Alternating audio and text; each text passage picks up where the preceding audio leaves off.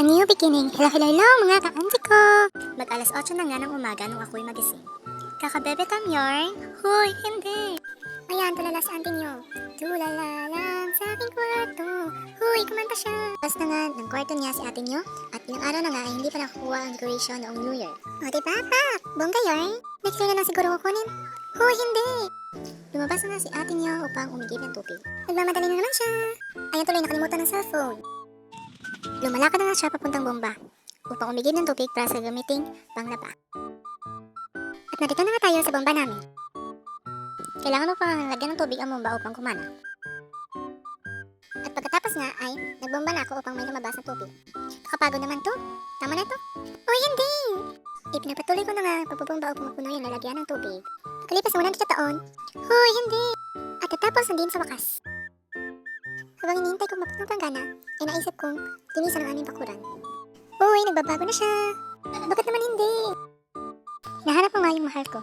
Uy, may mahal ka? Este yung silig pala na gagamitin kong palinis.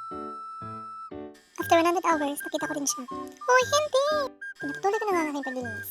Patagal na patagal, naramdaman ko na nga na sumasakit ang aking likod. Na para bang iniwanan ako. Uy, hindi! Ina-enjoy ko na nga yung paglilinis ko at hindi ko namalayan. Wala pala kami. Uy, hindi! Nasagi nga sa isipan ko na may binomba ako at umaapaw na ang tubig. Nalian ko na nga upang matapos. At natapos natin sa wakas. Dali-dali nga akong pumunta sa bomba. Mabuti na lang hindi ito umaapaw.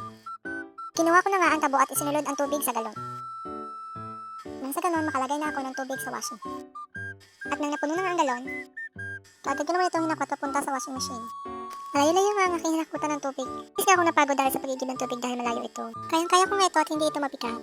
Ang pagod nga lang ang aking kalaban. Bago ko nga ilagay ang tubig ay pinupunasan ko muna ang washing dahil medyo marumi ito. Pinunasan ko na nga sa loob dahil marumi rin ito. Pagkatapos nga ay nilagay ko na ang isang galong tubig. Bumalik na nga ako sa bomba at kinuha yung isa pang galon. Hindi pa nga sapat ang tubig. Nakakapagod na nga at pabalik-balik akong kumukuha ng tubig. Na para bang hindi ko na kaya. Hindi ko kayang iwan ka. Ay, kumanta na naman. Sa wakas, nakarating din. Sinunod ko na nga nilagay ang isa pang galon upang mapuno ang washing machine. At ito nga karami ang tubig na aking nilagay. At ito nga pala ang aking mga lalabhan. Napakarami. Parang 3 bahay ang sumusuot. Huy, hindi. Si Marian pala yan. Huy! Iniba-iba ko na nga yung damit at shirt upang sa ganun madali kong matapos. Inumpisan ko na nga ilagay yung damit upang kapag-umpisa na. Nandito na lang ang video. Huwag kalimutang i-follow, i-like, and share video ko. Thank you! Bye-bye mga ka-ate! See you pa sa susunod!